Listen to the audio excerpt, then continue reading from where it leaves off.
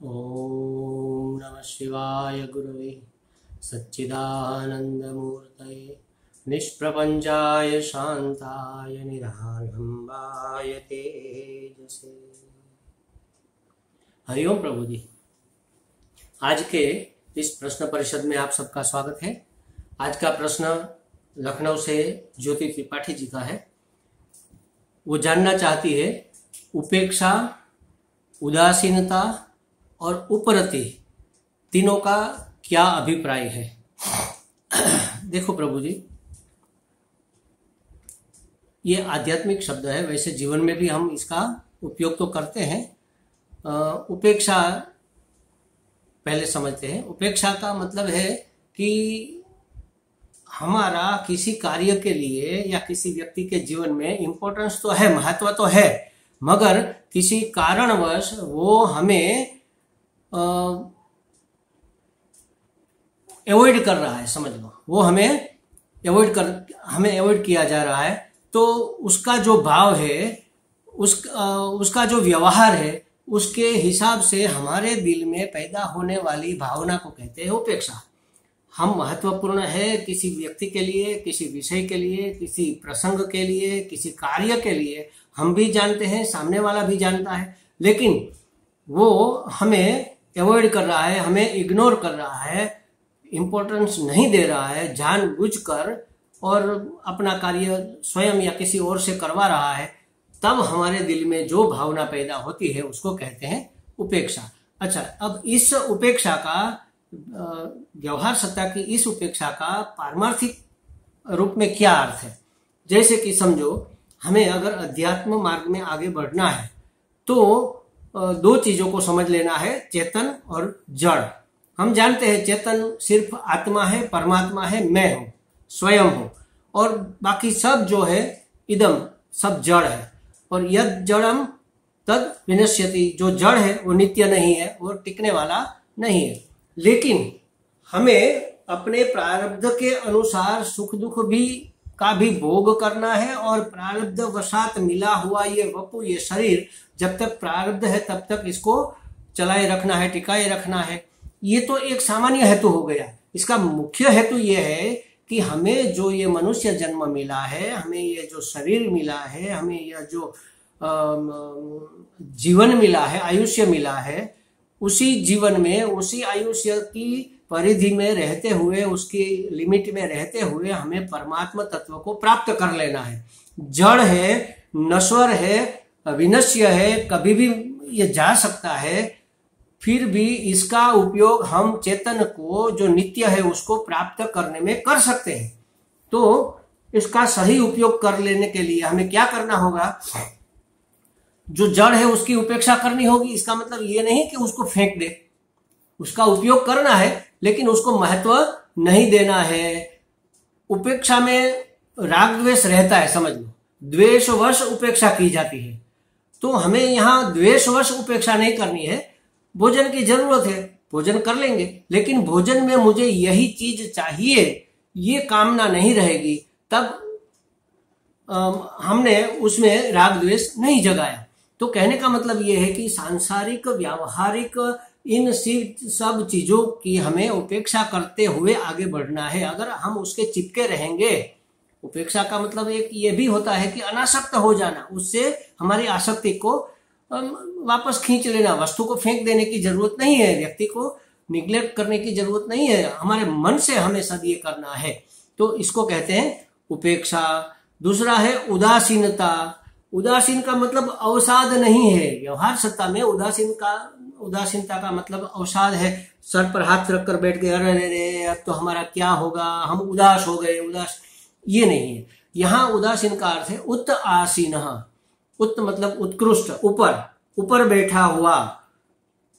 जैसे हम किसी चीज से ऊपर उठ जाते हैं तो फिर वो चीज, वो वस्तु हमें ज्यादा इफेक्ट नहीं करती है, ज्यादा हमें वो इम्प्रेस नहीं करती है, उसका प्रभाव हम पर नहीं पड़ता है, वो हमें अभिभूत नहीं कर सकती है। जैसे बचपन में हमें कंचे बहुत प्रिय थे, ये फुग्गे बहुत प्रिय थे, खिलौने बहुत प्रिय थे, टॉफी वॉफी वगैरह बहुत प्रिय थी। इतने प्रिय थे कि उसको हम अपनी मुट्ठी में दबा कर रखते थे, किसी को बिल्कुल देते नहीं थे। रात को मुझे याद है कंचे हमने अपनी चड्डी के खिसे में डालकर जब सोने जाते हैं तो वो खिसे को ऐसे पकड़ लेते थे, वस्त्र को ऐसे पकड़कर सोते थे, फिर नींद में चाहे हाथ छूट जाए। क्यों? क्योंकि हम नींद में भी इसको गंवाना नहीं चाहते, इतनी उसके साथ हमें आसक्ति थी, इतना लगाव था। अच्छा, अब क्यों नहीं है और कब ये लगाव छूटा पता नहीं। धीरे धीरे हम बढ़ते गए, हमारी समझ दृढ़ होती गई, हमारी समझ परिपक्व होती गई, उसकी महत्ता के सामने किसी अन्य चीज की, व्यक्ति की, वस्तु की, पदार्थ की महत्ता बढ़ गई। तो अगर कोई और चीज हमें बहुत ज्यादा महत्वपूर्ण हो जाए तो जो कम महत्व की चीज है उससे हम ऊपर उठ जाते हैं। तो अभी हमें कंचों से नफरत नहीं है, फुग्गों से नफरत। अभी भी कहीं जाते हैं, अच्छे वाले फुग्गे देखते हैं तो मन करता है हाँ कितने अच्छे हैं, लेकिन ये नहीं होता कि ये हमारे हो जाए। ये देखकर आनंद तो आता है, लेकिन हमारे हो, हमारे पास हो और हम किसी को भी न दे, ये भावना, अब ये वृत्ति अब बड़े लोगों में नहीं होती है। अगर अभी भी यह वृत्ति है तो इसका मतलब ये है कि ये व्यक्ति इमोशनली मैच्योर नहीं हुआ है। उसका शरीर तो बढ़ गया लेकिन उसकी बुद्धि परिपक्व नहीं हो पाई है। तो उत आसीन, ऊपर उठ जाना, उसके ऊपर उठकर बैठ जाना, तो यह हुआ उदासीन का अर्थ कि वस्तु के प्रति न तो राग है न तो द्वेष है, लेकिन उसकी हमें अभी जरूरत नहीं है। जरूरत प्रियता के पीछे रहा हुआ कारण ज्यादातर व्यावहारिक सत्ता में होता है, तो इसकी अब जरूरत नहीं रही। मनोरंजन के लिए अब हमें कंचे की जरूरत नहीं, फुग्गे की जरूरत नहीं, ट्राइसिकल की जरूरत नहीं, खिलौनों की जरूरत नहीं। हमारे मनोरंजन के और साधन हो गए, जैसे टीवी है, सिनेमा है, ये व्हाट्सएप है, या तो सत्संग है, संतों के दर्शन है, यात्रा है, यात्रा स्थानों की विजिट करना है, या ऐसी कोई भी चीज हमारे अब मन को वहां पर बांधे रखती है। तो इसलिए हमें इसकी जरूरत नहीं है, तो हम उससे ऊपर उठ गए। यह हुआ उदासीन। पारमार्थिक सत्ता में जब हमें पता चलता है कि मैं ही मैं हूं और मैं आत्मा हूं, मैं परमात्मा हूं, और परमात्मा कैसा, जिसमें अखंड आनंद, अखंड एक रस आनंद छिपा हुआ है। हमारी सभी प्रवृत्ति आनंद के लिए है। तो आनंद अगर हमें पाना है और ऐसा आनंद पाना है जो एक रस हो, जिसके कभी खंड न हो, जिसके कभी टुकड़े न हो, जो कभी आए और कभी जाए, ऐसा न हो, ऐसा आए ऐसा आवे कि कभी जाने का नाम न ले, ऐसा आनंद हमें चाहिए, तो वही तो परमात्मा है, और परमात्मा ही तो आत्मा है, और आत्मा तो मैं हूं। तो अपने आप का जब हमें महत्व समझ में आएगा, आप इंटू इन्वर्टेड कोमा, तब हमें बाकी सभी चीजों की कामना, सभी चीजों का मोह छूट जाएगा, और तब हम उदासीन हो जाएंगे। कहा जाएगा कि तब हम उदासीन है, उस वस्तु से ऊपर उठ गए। और तब क्या होगा? उपरति प्रकट होगी। उपरति का मतलब है अंतर्मुख हो जाना। आज जब व्यवहार सत्ता में हम है, हमने जब सिद्धि नहीं पा ली है, आत्म तत्व को प्राप्त नहीं कर लिया है, तब हम क्या है? हम बहिर्मुख है। बहिर्मुख हम है, इसका मतलब क्या हुआ कि हमारी इंद्रियां बहिर्मुख है, और इंद्रियों में हमारा मैंपना है, उसके साथ हमारा चिपकाव है, उसके साथ हमारा तादात्म्य है।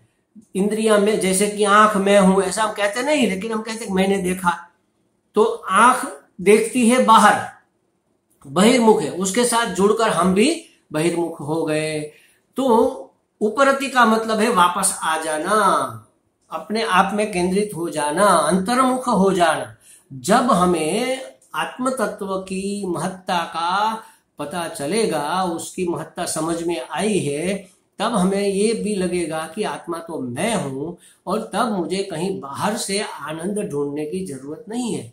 हमारे पूज्य स्वामी जी महाराज कहते हैं कि सुखी होने के लिए मैं अकेला ही पर्याप्त हूं, सिर्फ मैं पर्याप्त हूं, फिर उसमें कोई विशेषता लगाने की जरूरत, मैं कैसा हूं, मैं कहाँ हूं, मैं कितना बड़ा हूं, कितना प्रतिष्ठित हूं, कितना मजबूत हूं, कितना ज्ञानी हूं, ये कोई चीज महत्वपूर्ण नहीं है। सिर्फ मैं का होना पर्याप्त है। सुखी होने के लिए, आनंदित होने के लिए मैं पर्याप्त है, और दुखी होने के लिए, उसके लिए भी मैं ही पर्याप्त है। कोई मुझे दुखी नहीं कर सकता अगर मैं नहीं चाहूं तो। मैं चाहता हूं मैं दुखी हो जाऊं, इसलिए मैं हो रहा हूं। क्यों? क्योंकि जो मैं चाहता हूं वो मुझे नहीं मिल रहा है। इसका अर्थकथन हमारी बुद्धि ने ये किया कि ये नहीं मिलने का नाम दुख है, या तो जो हमें नहीं चाहिए वो जबरदस्ती मिल रहा है, जबरदस्ती हमारे ऊपर आ रहा है। जैसे कि हमें दुख नहीं चाहिए, पीड़ा नहीं चाहिए, और पीड़ा आ रही है, जा नहीं रही, तो जो नहीं चाहिए वो आ रहा है, वो जो चाहिए वो नहीं मिल रहा है, तब हम अपने आप को दुखी जानते हैं, कहते हैं कि इसको मैं दुखी मानूंगा, मैं दुखी हूं। दुखी मन है, मन की कामना पूर्ण नहीं हुई इसलिए दुखी मन है। मन से अपने आप को जोड़कर, उससे तादात्म्य कर कर हमने मान लिया कि हम सुखी दुखी है। तो सुखी होने के लिए मैं के सिवा और कोई चीज की जरूरत नहीं है, दुखी होने के लिए मैं ही पर्याप्त है, किसी दुश्मन की जरूरत नहीं है, किसी पीड़ादायक वस्तु व्यक्ति पदार्थ की जरूरत नहीं है। तो ये कब होगा? तब होगा जब हम अंतर्मुख होंगे। अब हम बहिर्मुख है। अभी जब हमारा मन बाहर विषयों में सुख ढूंढने की बजाय, विषयों में अनुकूलता प्राप्त करने के बजाय, विषयों से एप्रिसिएट, व्यक्ति से एप्रिसिएशन मांगने के बजाय अपने आप से जब संतुष्ट होगा, कब होगा? जब वो अंतर्मुख होगा। तब इसको, इस भावना को, इस वृत्ति को कहते हैं उपरति। उपरति में द्वेष नहीं होता। देखो महाराज, उपेक्षा में राग द्वेष है, उदासीनता में न तो राग है न तो द्वेष है, और उपरति में भी द्वेष नहीं है। हमें अपने आप को वापस मोड़ लिया, हम सबसे उपरत हो गए।